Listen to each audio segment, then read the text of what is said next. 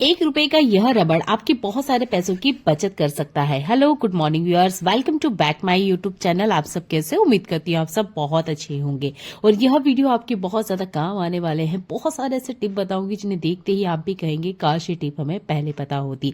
देखिए, जब भी हम वॉशिंग मशीन में कपड़ा धोते हैं तो आप एक रबड़ की मदद से बहुत आसानी से कपड़ों को क्लीन कर सकते हैं। कैसे? तो ये देखिए, मेरे पास एक रबड़ है। ये नॉर्मल हम बालों में लगाते हैं वही रबड़ है। आप चाहे तो जो मिठाई के डिब्बे वाला रबड़ है उसका भी यूज कर सकते हैं। देखिए, जब हम कपड़े वगैरह क्लीन करते हैं तो ये जो हमारे ब्लाउज वगैरह होते हैं ना, ये काफी प्रॉब्लम क्रिएट करते हैं। कैसे? चलिए दिखाती हूँ। तो देखिए, ये एक ब्लाउज है जो मैं आपको दिखा रही हूँ। इसमें देखिए हुक लगे हुए हैं, आप देख सकते हैं। ये मैंने अभी आपको ये ब्लाउज निकाल के दिखाया है, मुझे इसे क्लीन करना है। मान लीजिए मैं अगर ऐसे ही इस ब्लाउज को डाल देती हूँ तो ये जो हुक है ये दूसरे कपड़ों में अटक जाएंगे, फिर एक के बाद सारे कपड़े एक दूसरे में रुझ जाएंगे, फिर निकालने में बड़ी दिक्कत होती है। तो आपने क्या करना है, हुक वाला जो पार्ट है इसको इस तरीके से पकड़ लेना है, जैसे मैंने भी आपको दिखाया है। इस तरीके से पकड़ने के बाद आपने ये जो रबर है ना, ये इस पे लगा देना है। मैं 1-2 नोट लगा के आपको दिखा रही हूँ। इस तरीके से अच्छे से बड़े नोट लगा दीजिएगा। यही टिप ना आपने ब्रा के साथ भी करना है, क्योंकि ब्रा में भी हुक होते हैं जिसकी वजह से ये जो कपड़े हैं आपस में उलझ जाते हैं। आप इस तरीके से वॉशिंग मशीन में धोए या टब वगैरह बाल्टी वगैरह में धोए, कभी भी आप ब्लाउज और ब्रा को धोते वक्त इस टिप को जरूर यूज करें। इसके बाद में ही आप कपड़े को डालें, क्योंकि जब कपड़े उलझते हैं ना तो आधा टाइम तो हमें कपड़ों को सुलझाने में ही लग जाता है। आप यह सावधानी जरूर रखें, नहीं तो आपके कपड़े भी आपस में उलझ जाएंगे और फिर सुलझाने में काफी ज्यादा टाइम लग जाता है।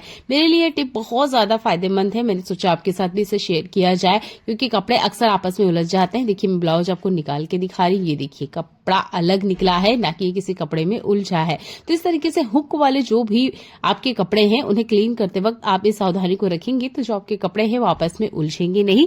यह टिप आप पर्दों के लिए भी कीजिएगा, क्योंकि पर्दों की जो रिंग होते हैं वो भी अक्सर वॉशिंग मशीन में टूट जाया करती है, तो आप वहां पे भी रबड़ का यूज जरूर करें।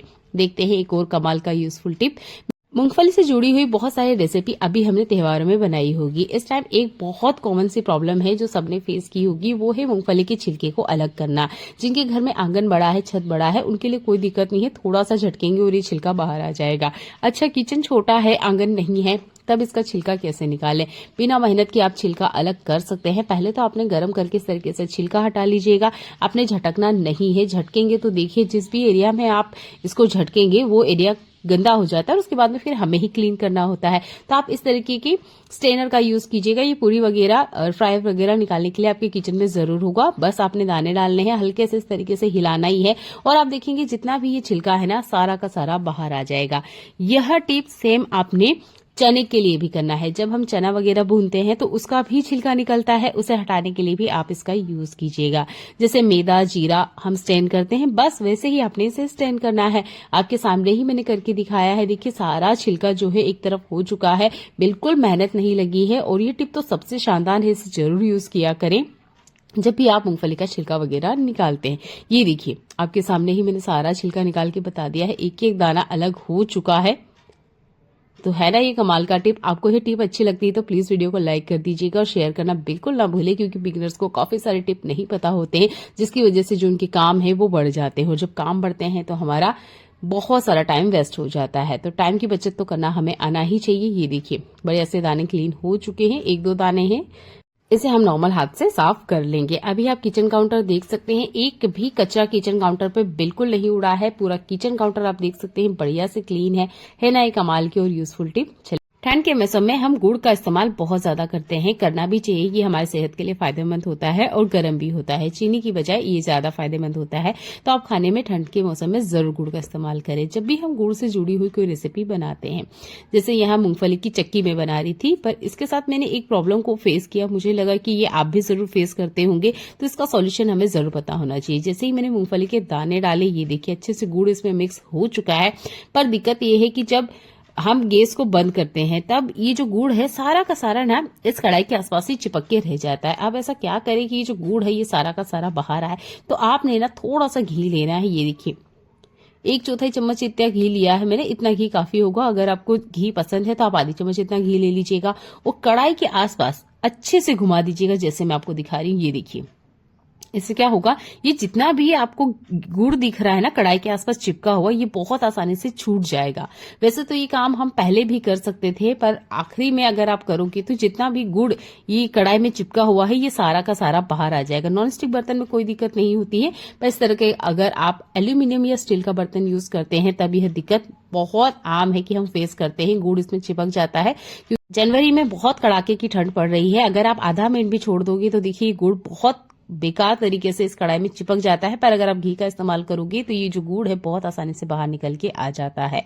जैसे कि मेरी कढ़ाई आपको क्लीन मैंने बताई है। थोड़ा सा गर्म कढ़ाई है इसलिए मुझे दिक्कत हो रही थी, पर हाँ, ये जो गुड़ है बहुत आसानी से सारा का सारा बाहर निकल के आ गया था।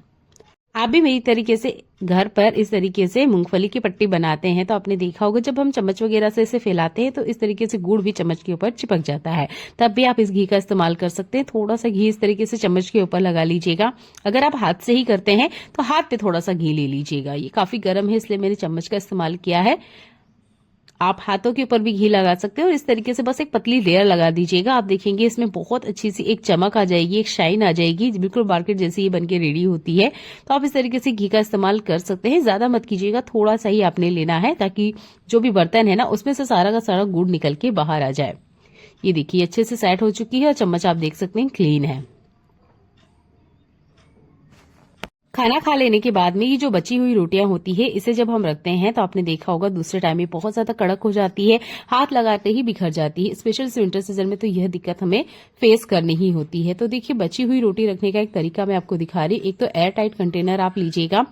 दूसरा, आपने इसमें ना अदरक का एक छोटा सा टुकड़ा डालना है। ये देखिए जिससे मैं आपको दिखा रही हूँ। इसके बाद में आप इसे बंद कर दीजिएगा। आपकी रोटी जो एक टाइम बाद पे हाथ लगाते ही टूट जाती है, बिखर जाती है, वो नहीं होगी। रोटी नरम रहेगी और ये बिल्कुल भी बिखरेगी नहीं अदरक के एक छोटे से टुकड़े से। ऐसा ही कमाल का यूजफुल टिप विंटर सीजन से जुड़ा हुआ है। देखिए ठंड के सीजन में हम हल्का कुनकुना पानी पीने में यूज करते हैं, क्योंकि एकदम ठंडा पानी हमारी सेहत को नुकसान करता है। तो हल्का कुनकुना पानी हमें दिन भर चाहिए होता है, तो हम इस तरीके के बोतल में रखते हैं। ये स्टील का बोतल है। 3 से 4 घंटे के अंदर ये पानी बिल्कुल ही ठंडा हो जाएगा, रूम टेम्परेचर पे आ जाता है। यानी कि अभी ठंड के सीजन में ये बहुत ज्यादा ठंडा हो जाता है। तो आप ना जुराब का यूज कर सकते हैं। गर्म वाला जुराब लेंगे तो बहुत अच्छी बात है। ये मेरे पास एक मिसिंग जुराब है, इसका मैंने इस्तेमाल किया है। आपने क्या करना है, इस तरीके से बोतल पे पहना देना है जैसे मैंने आपको दिखाया है। ये देखिए, इससे क्या होगा कि ये जो पानी एकदम से ठंडा हो जाता है ना, ये नहीं होगा। जो पानी आपका 4 घंटे के अंदर ठंडा हो रहा है वो कम से कम 6 घंटे तक चलेगा।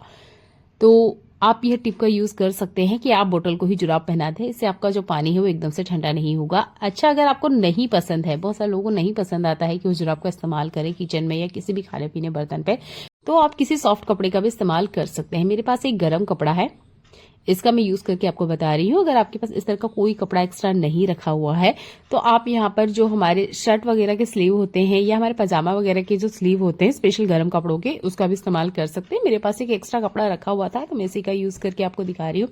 इस तरीके से आपने फोल्ड कर लेना है बोतल की साइज का, जैसे मैंने आपको दिखाया। ये देखिए, अब इसकी साइज के अकॉर्डिंग मैं यहाँ पर इसे कवर कर दूंगी। ये देखिए, आप अगर सिलाई वगैरह करना जानती हैं तो आपके लिए ये बहुत आसान होगा कि आप इस तरह के कपड़े से इसके कवर ही बना के रख लीजिएगा। इससे जो बोतल है वो जल्दी से ठंडी नहीं होती है।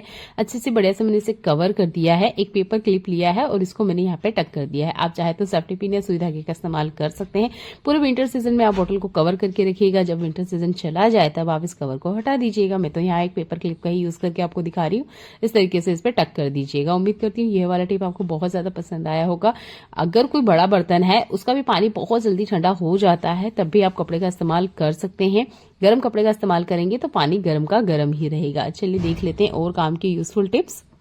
आप भी इस तरह की ग्रेटर का यूज करते होंगे। जब हम इस ग्रेटर का यूज करते हैं तो आपने देखा होगा इसकी धार बहुत जल्दी गिर जाती है। इसमें हम अदरक, लहसुन, बहुत सारी छोटी छोटी चीजों को क्रश करते रहते हैं, कद्दूकस करते रहते हैं, जिसकी वजह से इसका धार भी बहुत जल्दी गिर जाता है। अब मार्केट में इसका धार तो होता नहीं है, पर हम घर बैठे इसकी धार लगा सकते हैं। आपने लेना है एल्यूमिनियम फॉइल पेपर। ये फॉइल पेपर ना खराब ही आया था, इसलिए मैं इसका यूज इसी तरीके से करती रहती हूँ। जब भी करती हूँ मैं आपको जरूर बताती हूँ कि इसका कैसे कैसे इस्तेमाल कर सकते हैं। तो एक छोटा सा टुकड़ा मैंने लिया है। अगर आप एल्यूमिनियम फॉइल पेपर का यूज नहीं करते हैं तो जब भी आप खाना ऑर्डर करते होंगे ना उसके साथ जरूर आता होगा, तो आप उसे फेंकिएगा मत। इस तरीके से बॉल बना के रख लीजिएगा और कद्दूकस या जो इस तरह का ग्रेटर है इस पे चला दीजिएगा। ये देखिए, बहुत आसानी से चलता है। ऐसा नहीं कि बहुत ज्यादा मेहनत जाएगी, बिल्कुल कुछ भी मेहनत नहीं जाती है। बस आप इस तरीके से इसके ऊपर चलाते जाइएगा।